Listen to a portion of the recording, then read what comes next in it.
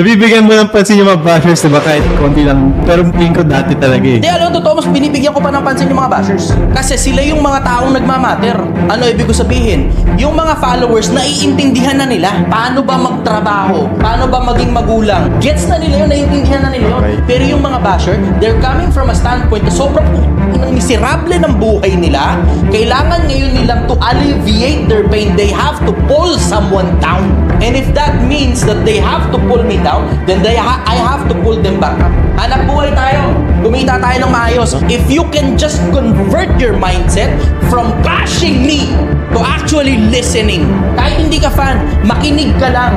And have that open mind, have the humility na baka sakaling ina mo, baka naman may punto naman si Chichester. Yun na yun ang punto ko tungkol sa mga basher. Kaya mas nagre-reply ako sa mga basher kaysa sa mga follower. Kasi I want to pull them out of their misery. Baka sakaling meron akong maitulong sa'yo. Hanggang sa dulo, mananatili pa rin akong sumasagot ng mga tanong. Mananatili akong hindi interesado sa politika. Mananatili akong hindi interesado sa pera. Mananatili akong hindi interesado sa kasikatan, sa kayamanan, sa kapangyarihan, sa katanyagan. Mananatili pa rin akong sumasagot sa mga tanong ninyo sa pag-ibig,